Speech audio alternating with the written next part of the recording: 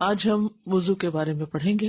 کچھ چیزیں تو ہم نے پچھلی دفعہ پڑھی تھی لیکن ابھی کافی باقی بھی ہے. وضو کا لغوی معنی کیا ہے؟ وضو کس کو کہتے ہیں؟ الوضوء من الوضاء. وضو جو ہے وہ وضاء سے ہے، جس کا معنی ہوتا ہے حسن و جمال اور نظافت اور رونق. حسن و جمال، نظافت کہتے ہیں صفائی کو، ہمارا نام بھی ہوتا ہے، اور رونق. اور حقیقت ہے یہ کہ وضو انسان کے حسن و جمال، صفائی اور چہرے کی رونق اور نور کا باعث بنتا ہے. اصطلاحی معنی ہے وضو سے مراد پاکیزہ پانی کو، وضو سے مراد پاکیزہ پانی کو مخصوص اعضاء پر استعمال کرنا جن کی وضاحت اور مشروعیت اللہ تعالیٰ نے فرمائی ہے. یعنی صاف پانی کو ان اعضاء کے اوپر ڈالنا جن کے بارے میں ہمیں شریعت نے کہا کہ ہم ان کو ڈالیں اس پانی کو. یہاں ایک بات یاد رکھیے کہ ایک ہوتا ہے وضو اور ایک ہوتا ہے وضو، واو کے زبر کے ساتھ اور پیش کے ساتھ. تو وضو کا مطلب ہوتا ہے وضو کرنا، اور وضو کا مطلب ہوتا ہے وہ پانی جو وضو کے لیے استعمال کیا جائے. ٹھیک ہے، کیا فرق ہے؟ وضو کرنا، وضو پانی ہے وہ جس سے آپ وضو کرتے ہیں. تو اکثر لوگ وضو کہتے ہیں اور لکھتے بھی وضو ہیں انگلش میں خاص طور پر، تو یہ WU کے ساتھ لکھا جائے گا. وہ ہے، وا نہیں، یعنی وضو کرنا. پنجابی میں وضو کہتے ہیں. پچھلے ہفتے ہم نے وضو کی اہمیت کے بارے میں پڑھا. آج ہم پڑھیں گے کامل وضو کی اہمیت، یعنی اچھی طرح مکمل کر کے وضو کرنا. رسول اللہ صلی اللہ علیہ وسلم نے فرمایا اچھی طرح وضو کرنا نصف ایمان ہے. الوضوء شطر الایمان. اور اچھی طرح وضو گناہوں کی معافی کا ذریعہ ہے. نبی صلی اللہ علیہ وسلم نے فرمایا جب بھی کوئی شخص اپنا وضو اچھی طرح کرتا ہے اور خلوص کے ساتھ نماز پڑھتا ہے، اچھی طرح وضو کرتا ہے اور خلوص کے ساتھ نماز پڑھتا ہے، تو اس کے ایک نماز سے دوسری نماز کے پڑھنے تک کے گناہ معاف کر دیے جاتے ہیں. کیا فائدہ ہوتا ہے؟ یعنی اچھا وضو، خالص نماز، تو دو نمازوں کے بیچ کے گناہ معاف. پھر اسی طرح نبی صلی اللہ علیہ وسلم کا کامل وضو کا حکم دینا. ابن عباس کہتے ہیں کہ رسول اللہ صلی اللہ علیہ وسلم نے ہمیں اچھی طرح وضو کرنے کا حکم دیا ہے. ویسے تو ہر کام میں احسان ضروری ہے لیکن وضو میں خاص طور پر. نبی صلی اللہ علیہ وسلم نے فرمایا کسی کی نماز اس وقت تک مکمل نہیں ہوتی جب تک وہ اپنا وضو اس طرح کامل طور پر نہ کرے جس طرح اللہ تعالیٰ نے اسے حکم دیا ہے. یعنی اپنا چہرہ دھوئے اور کوہنیوں تک اپنے دونوں بازو دھوئے، اپنا سر کا مسح کرے، ٹخنوں تک اپنے پاؤں دھوئے.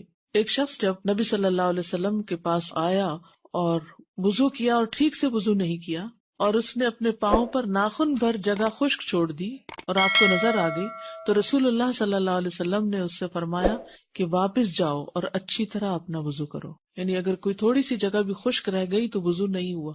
آپ نے سارا کچھ کر لیا لیکن آپ کی ایڑیاں خشک ہیں یا کسی اور حصے کے اوپر کچھ چنگم وغیرہ لگی ہوئی ہے، اور جب آپ آئے واپس وضو کر کے اس کو اتارا تو دیکھا کہ اس کے نیچے تو سکن ڈرائی ہے، تو اگر آپ کے اعضائے وضو گیلے ہیں تو اس جگہ کو گیلا کر لیجئے، وضو ہو جائے گا. لیکن اگر آپ کا وضو خشک ہو چکا ہے تو پھر آپ کو وہ اتار کر دوبارہ پورا وضو کرنا ہو. ٹھیک ہے. وضو کے بہت سے فائدے بھی ہیں. جہاں نظافت اور رونق اور حسن یہ ساری چیزیں وضو سے آتی ہیں، وہاں کچھ اور فائدے بھی ہیں جن میں سے سب سے پہلا فائدہ ظاہری اور باطنی نجاست سے طہارت ہے. ظاہر و باطن نجاست سے طہارت. عمرو بن عبسہ السلمی روایت کرتے ہیں کہ میں نے پوچھا اے اللہ کے نبی مجھے وضو کے بارے میں بتائیں، تو آپ نے فرمایا تم میں سے کوئی آدمی بھی ایسا نہیں جو اپنے وضو کے پانی کے قریب ہو پھر اس سے کلی کرے، پھر ناک میں پانی چڑھائے، ناک جھاڑے، مگر یہ کہ اس کے چہرے، اس کے منہ اور اس کے نتنوں کے سارے گناہ جڑ جاتے ہیں. یعنی جس اس کو آپ دھو رہے ہیں وہاں سے کیے ہوئے گناہ جھڑ رہے ہیں. آنکھوں کے گناہ، ہاتھ پاؤں سے کیے ہوئے گناہ، یہ سارے کے سارے گناہ جو ہیں پانی کے آخری قطرے تک جسم سے خارج ہو جاتے ہیں اور انسان گناہوں سے پاک ہو کر نکلتا ہے. رسول اللہ صلی اللہ علیہ وسلم نے فرمایا جو آدمی نماز کے ارادے سے وضو کرنے کے لیے اٹھا، یعنی نماز کا وقت ہو گیا، وضو کرنے جا رہے ہیں، اور وضو کرتے ہوئے پانی کو اس کی جگہ تک پہنچایا، یعنی پورے کا پورا دھویا. ابھی انشاءاللہ تفصیلی وضو میں آپ کو بتاؤں گی کہ پورے آزاد ہونے کا مطلب کیا ہے. تو وہ ہر گناہ یا اپنی ہر خطا سے پاک ہو جائے گا. اور حقیقت ہے کہ جب انسان وضو کرتا ہے تو اس کے بعد اس کی کیفیت کیا ہوتی ہے؟ فریش ہوتی ہے، جیسے بوجھ کے اتر گیا. اور ڈپریشن کا بھی بہترین علاج ہے. ڈپریشن کیا ہے؟ ایک بوجھ ہے جو انسان کے دل پہ پڑ جاتا ہے اور جسم کے اوپر بھی انسان کو ایسے محسوس ہوتا ہے کہ کوئی چیز اس کے کندھوں پہ رکھ دی گئی ہے یا کوئی چیز سر پہ سوار ہو گئی ہے، اور انسان پھر اس کی وجہ سے کچھ کرنے کے قابل نہیں رہتا، حتیٰ کہ لائف کو کسی بھی طرح انجوائے نہیں کرتا. تو یہ وضو جو ہے پھر انسان کو ان چیزوں سے، ان کیفیات سے نجات دلاتی. پھر گزشتہ گناہوں کی بھی معافی. یعنی بعض اوقات یہ ہوتا ہے کہ انسان کو پرانے کوئی گناہ یاد آ جاتے ہیں اور انسان ہلکان ہونے لگتا ہے ان کی وجہ سے. ایک وہ علم ہے جو آپ کے دل پہ لکھا جائے اور آپ کے عمل میں آ جائے، اور ایک وہ جو کاغذوں پہ لکھا جائے. کون سا علم فائدہ مند؟ جو دل پہ لکھا جائے. اور دل پہ لکھے جانے کے لیے جب کوئی بات کر رہا ہو تو آئی کانٹیکٹ بہت ضروری ہوتا ہے. اگر انسان آئی کانٹیکٹ نہیں کرتا تو وہ پوری طرح فائدہ نہیں اٹھاتا، بات پوری سمجھ نہیں سکتا. کہ انسان آنکھوں سے بھی لے رہا ہوتا، کانوں سے بھی سن رہا ہوتا، اور باڈی لینگویج سے بھی لے رہا ہوتا، چہرے کے ایکسپریشن سے بھی لے رہا ہوتا. یہ سارے علم کے سورس ہیں. اور پہلے میں نے آپ کو بتایا تھا نا کہ ایک اسٹڈی کے مطابق 57% باڈی لینگویج کام کرتی ہے. تو اگر آپ استاد کو دیکھ ہی نہیں رہے تو پھر آپ کیا سیکھ رہے ہیں؟ باقی 30% فیشل ایکسپریشنز ہیں، اور باقی ماندہ جو ہے وہ صرف الفاظ اور جملے ہیں یا ساؤنڈ ہے. اور یہ باتیں جو میں بیچ بیچ میں آپ کو بتاتی ہوں، یہ میری زندگی کے وہ تجربات ہیں کہ جو میں نے سال ہر سال میں لوگوں کے ساتھ انٹریکٹ کرتے ہوئے چیزیں سیکھی ہیں، اور غور و فکر کے بعد ان مسائل کا حل تلاش کیا ہے. یہ بظاہر دیکھنے میں باتیں ہوتی ہیں، چھوٹی چھوٹی باتیں ہوتی ہیں، لیکن یہ بہت سے سوالوں کے جواب ہوتے ہیں. یہ شاید آپ کو کتابوں میں نہ ملے، تو اس لیے ان بٹوین جو بات ہوتی ہے اس پہ توجہ بہت ضروری ہے. تو بات میں یہ کر رہی تھی کہ بعض اوقات انسان کے اوپر ایسی کیفیت آتی ہے کہ اس کو اچانک اپنا ماضی کا کوئی گناہ یاد آ جاتا ہے. کوئی کسی کے ساتھ کی ہوئی زیادتی، کسی کے ساتھ برتی ہوئی بد اخلاقی، یا انسان نے اللہ کے حق میں کوئی کمی کی ہو. کوئی انسان ایسا ہو جس میں زندگی میں بہت سی نمازیں چھوڑ دی ہوں، یا اور کوئی ایسے غلط کام کیے ہوں جو اس کو پتہ ہی نہیں تھا، یا تھوڑا بہت پتہ تھا اور بعد میں اس کو علم ہوا. تو اس وقت انسان کے اندر ایک خوف کی لہر پیدا ہو جاتی. اس وقت شیطان آ کے انسان کو پکڑنے کی کوشش کرتا ہے اور وہ اس کو مایوس کرنے لگتا ہے کہ تمہاری معافی کوئی نہیں ہونی، پتہ نہیں اللہ نے معاف کیا بھی ہے کہ نہیں. یہ کبھی آپ پہ سوچ آئی پتہ نہیں میرے گناہ معاف ہوں گے یا نہیں؟ یہ کیفیت آتی ہے انسان پر. تو کیا کرے؟ اٹھے، وضو کرے، یا جب نماز کا وقت آئے تو اٹھ کے وضو کرے، اور وضو کر کے پوری کوشش کے ساتھ ایسے 2 نفل پڑھے کہ جس میں، یہ تو میں نہیں کہہ سکتی کہ خیال کوئی نہ آئے، کیونکہ دن میں ایک اسٹڈی کے مطابق 60,000 خیال انسان کو، بعض نے 70 اور 72 بھی، کچھ لوگ اور زیادہ سوچتے ہوں گے تو ان کے 72 تک چلے گئے، 72 تک، لیکن 60,000 تو ہر انسان کو خیالات آتے ہیں دن میں. اور یہ ایک نیچرل پروسیس ہے جب تک انسان کا دماغ کام کرتا ہے. تو پھر اس کا کچھ حصہ نماز میں، آپ دیکھیے ہماری ہر نماز میں کسی میں آدھا گھنٹہ لگ جاتا ہے، کسی میں 20 منٹ، 15 منٹ. تو یہ تو نہیں ہو سکتا کہ اس میں کوئی خیال نہ آئے، امپاسبل. لیکن یہ کہ انسان کی توجہ اللہ کی طرف رہے. اب مثلاً اس وقت آپ کی توجہ میری طرف ہے، بات کی طرف ہے، لیکن پھر بھی آپ کے ذہن میں کوئی نہ کوئی خیال آ رہا ہوگا. تو وہ بیک گراؤنڈ پہ خیالات چلتے رہتے ہیں، وہ ان کو نہیں آپ روک سکتے. لیکن ایک چیز ہوتی ہے فوکس میں اور ایک ہوتی ہے بیک گراؤنڈ میں. اگر نماز میں فوکس میں اللہ سبحانہ وتعالیٰ کی ذات ہے یا اللہ کی طرف توجہ ہے، اور بیک گراؤنڈ میں کچھ چل بھی رہا ہے تو کوئی بات نہیں. لیکن اگر فوکس میں آپ کچھ اور سوچ رہے ہیں ایکٹیولی، اور پیچھے سے کوئی آپ کو یہ خیال ہے آپ نماز پڑھ رہے ہیں اور کوئی پتہ نہیں کیا کتنی پڑھی کتنی تھی، یہ خطرناک علامت. تو بہرحال پوری توجہ سے جب انسان وہ نماز پڑھ لیتا ہے تو پھر کیا ہوتا ہے، پھر اس کے گناہ معاف ہو جاتے. ڈپریشن کے جتنے مریض ہیں نا، جو لوگ آپ کو سخت پریشان کریں، بار بار فون کر کے، میسج کر کے، میں ڈاؤن ہو رہی ہوں فلاں، اور اب پہنچ جائیں اس کے سر پہ اور اسے اٹھائیں کہ چلو تم وضو کرو. کبھی بچے تنگ کرتے ہیں، اٹھو وضو کرو، اٹھو وضو کرو، اچھا سا وضو کرو، میں تمہیں طریقہ بتاتی ہوں، اور وضو کر کے 2 رکعت ایسی نماز پڑھو. اب دیکھیں کہ وہ جو اس کے اوپر ایک کیفیت ہوگی نا پریشانی اور بے چینی، وہ پوری طرح اگر ختم نہ بھی ہوئی تو اس میں بہت حد تک کمی آ جائے. اور اگر وہ روزانہ یہ عمل دہرانا شروع کر دے تو اس ڈپریشن سے نکل آئے گی. ڈپریشن صرف گولیاں کھانے سے ختم نہیں ہوتا، اس کے لیے عملی طریقے اختیار کرنے ضروری ہیں، اور وہ جو ہمیں وحی کے ذریعے قرآن و سنت سے ملتے ہیں. تو گزشتہ سارے گناہ معاف کر دیے جائیں گے، ما تقدم من ذنبہ، جو بھی اس کے گناہ تھے معاف کر دیے گئے جب اچھی طرح وضو کرے. اور آپ صلی اللہ علیہ وسلم نے فرمایا جو شخص میرے اس وضو کی طرح وضو کرے. تو اس حدیث سے یہ پتہ چلتا ہے کہ اس بات کا حریص ہونا بڑا ضروری ہے کہ ہمیں صحیح مسنون وضو کرنا آئے، اس میں کبھی نہ ہو. بعض اوقات ہم کہتے ہیں اچھا ہم نے وضو کیا، ہم نے نماز پڑھی، اور وہ تو ہم پڑھتے ہی رہتے ہیں لیکن پریشانی دور نہیں ہوتی. بھئی آپ نے طریقہ ہی ٹھیک نہیں اختیار کیا. کسی بھی ریسیپی میں تھوڑا بہت بھی رد و بدل کر دیں تو کیا ہوگا، کہیں گے میرا ٹیسٹ ویسا نہیں بنا جیسے تم نے. بھئی تم نے جو ڈنڈی ماری ہے اس سے کیسے ٹیسٹ وہی بن سکتا ہے. تو وہ جو کمی بیشی ہم کر دیتے ہیں نا، کسی چیز نمک زیادہ کر دیں یا نمک کم کر دیں تو وہ ٹیسٹ تھوڑی آئے گا. پھر اس سے گرہیں کھلتی ہیں. رسول اللہ صلی اللہ علیہ وسلم نے فرمایا میری امت میں سے جو شخص رات کو وضو کرنے کھڑا ہوتا ہے وہ اپنے نفس کا علاج کرتا ہے. اب یہ جو نفسیاتی بیماریاں ہیں یہ رات کے وضو سے ٹھیک ہوتی ہے، اس حال میں کہ اس پر گرہیں ہوتی ہیں. بس جب وہ اپنے ہاتھ دھوتا ہے تو وہ ایک گرہ کھل جاتی ہے، اور جب اپنا منہ دھوتا ہے ایک اور گرہ کھل جاتی ہے، اور جب اپنے سر کا مسح کرتا ہے تو ایک اور گرہ کھل جاتی ہے، اور جب اپنے پاؤں کو دھوتا ہے تو ایک اور گرہ کھل جاتی ہے. بس اللہ عز و جل ان فرشتوں سے جو حجاب کے پیچھے ہوتے ہیں فرماتا ہے کہ میرے اس بندے کو دیکھو، اپنے نفس کا علاج کرتا ہے اور مجھ سے مانگتا ہے، جو کچھ میرے اس بندے نے مانگا وہ اس کے لیے ہے. تو ایسی ساری بیماریوں کا علاج تہجد میں ہے. اور ایک ایک گرہ کا کھلنا، یہ گرہ بازو کہتے ہیں نا ہمیں نظر لگ گئی، ہاں لگ جاتی ہے نظر، اس نظر سے بھی گرہ پڑ جاتی کہ آپ کا کام میں دل نہیں لگتا، آپ کا دماغ نہیں کھلتا، یوں لگتا ہے جیسے ہر چیز بند ہوتی جا رہی ہے. کبھی ایسی کیفیت محسوس کی ہوگی، آف اینڈ آن کچھ نہ کچھ، پھر الحمدللہ کچھ عرصے تک ٹھیک ہو جاتی. کبھی ہم قرآن زیادہ پڑھتے ہیں یا ذکر اذکار کی پابندی کرتے ہیں تو الحمدللہ ایسی چیزیں دور ہو جاتی. انہی طریقوں میں سے، یعنی دس از ناٹ دی اونلی طریقہ، لیکن انہی طریقوں میں سے جو انسان کی پریشانیوں کو دور کرنے کا باعث ہے ان میں سے ایک یہ بھی ہے. پھر انسان کو حشاش بشاش کرنے کا طریقہ بھی ہے. انسان جب صبح اٹھتا ہے وضو کرتا ہے تو اس کی ساری گرہیں کھل جاتی ہیں. اگر وضو نہیں کرتا تو خبیث النفس اٹھتا ہے سستی کے ساتھ، سارا دن اس پہ سستی چھائے رہتی ہے. وضو فرشتوں کی دعا لینے کا ذریعہ ہے، خاص طور پر رات کو جب کوئی سوتے ہوئے وضو کرے. نبی صلی اللہ علیہ وسلم نے فرمایا جس نے طہارت کی حالت میں رات گزاری تو اس کے بستر میں ایک فرشتہ رات گزارتا ہے. جب بھی وہ رات کی کسی گھڑی میں اٹھتا ہے تو فرشتہ کہتا ہے اے اللہ اپنے فلاں بندے کو معاف کر دے کیونکہ اس نے طہارت کی حالت میں رات گزاری ہے، یعنی وضو کر کے سویا. پھر تکلیف میں وضو کرنا درجات کی بلندی کا باعث ہے، اونچا چڑھنے کا. آپ صلی اللہ علیہ وسلم نے فرمایا ناگواریوں کے باوجود اچھی طرح وضو کرنا اور مسجد کی طرف زیادہ قدم چل کر جانا اور نماز کے بعد نماز کا انتظار کرنا تمہارے لیے یہی رباط ہے، یعنی شیطان کے خلاف میدان ہے. قیامت کے دن اعضاء چمکیں گے یعنی وضو کی وجہ سے.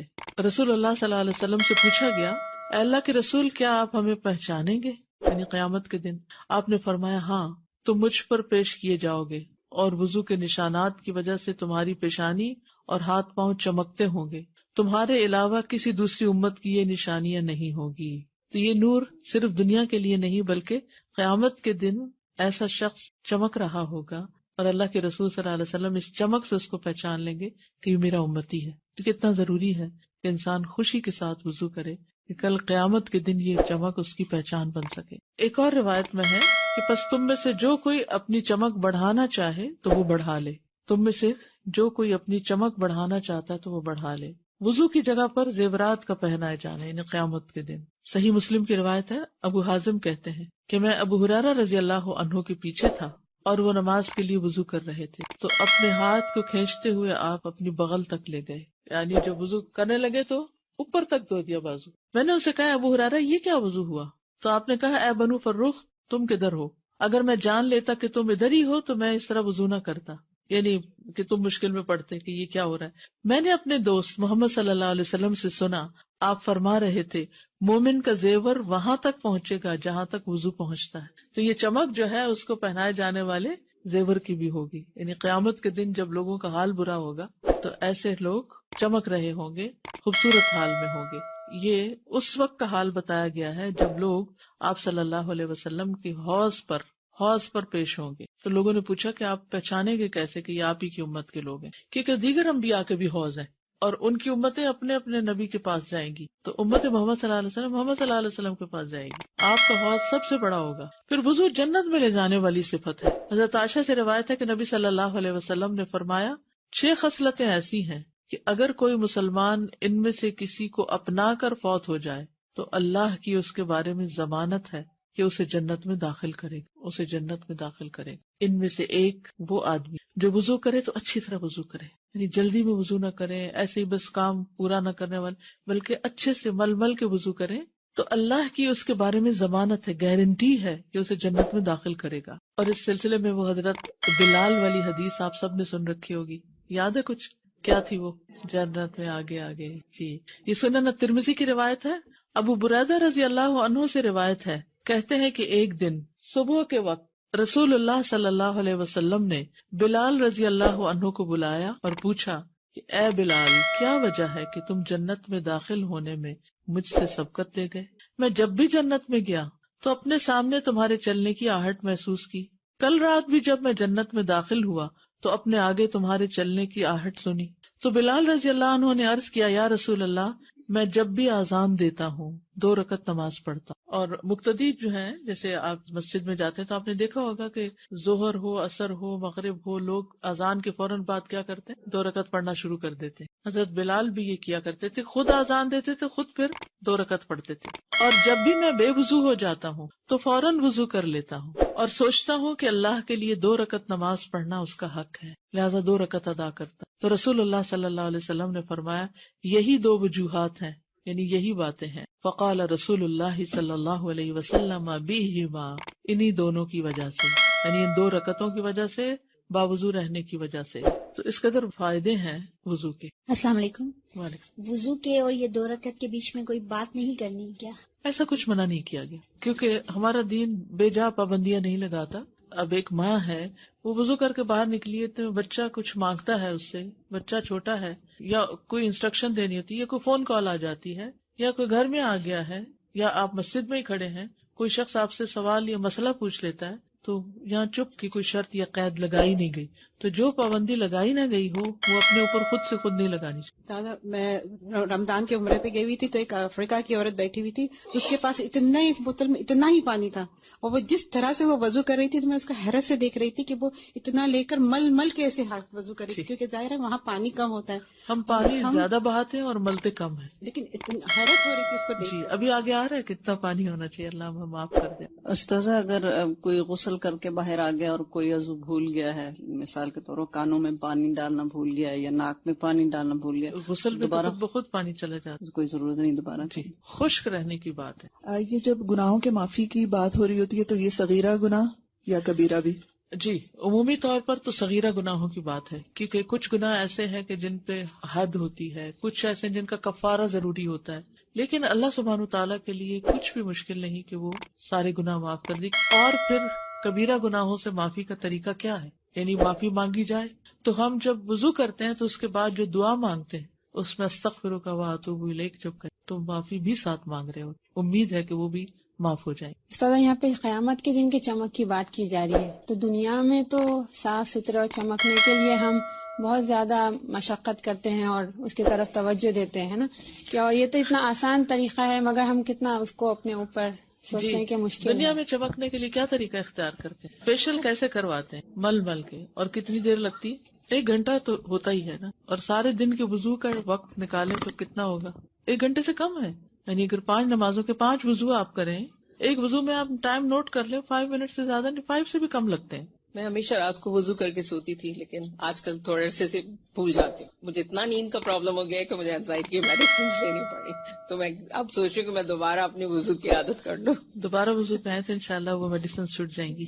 آپ نے جیسے بتایا کہ باوضو جو ہے جنت کی سفر ہے, جب پہلے سنا تو اس کے بعد سے کوشش کی اور حقیقت ہے آزمایا ہے کہ ڈپریشن کا علاج ہے اور بہت زیادہ اسٹریس ریلیز کرتا ہے اور پریشانیوں کو دور کرتا ہے اور اپنا آپ بہت لائٹ فیل ہوتا ہے. بالکل بہت زیادہ کیفیت ہی بدل جاتی ہے جب آپ وضو سے ہوتے ہیں, باوضو ہوتے ہیں, کیفیت ہی بدل جاتی ہے. اس میں ایک اچھا وضو اور جلدی کا وضو کا بھی اس میں بہت فرق بالکل ہے کہ جب وہ اچھا ہے بہت بڑا تو فیکٹر ہے. جی. یس جب صحیح وضو کریں گے تو ہی اس کا ڈوز صحیح ہوگی تو صحیح فائدہ ہوگا. Some people think that if you do wudu, they lose their sleep or they may not be able to sleep. But in fact, ایسا نہیں ہوتا ہے.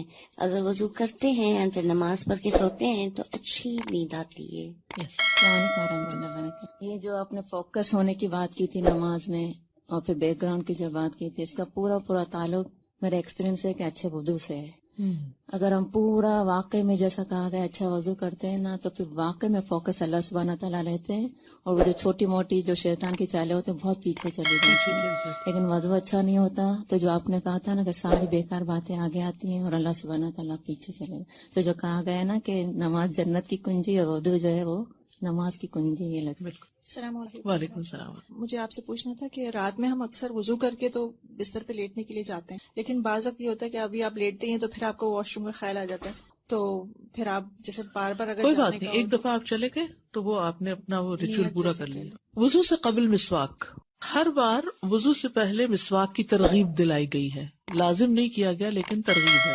ابو ہریرہ کہتے ہیں کہ نبی صلی اللہ علیہ وسلم نے فرمایا, اگر مجھے یہ ڈر نہ ہوتا کہ میں مومنوں پر مشقت ڈال دوں گا, یعنی مشکل میں پڑ جائیں گے لوگ, تو میں انہیں ہر نماز کے وقت مسواک کا حکم دیتا. نبی صلی اللہ علیہ وسلم کا جب بھی وضو کرنا اس سے پہلے مسواک کرنا ہے، ہر وضو کے ساتھ مسواک کرتے تھے. نبی صلی اللہ علیہ وسلم رات کی نماز میں کثرت سے مسواک کرتے تھے. حذیفہ کہتے ہیں کہ انہوں نے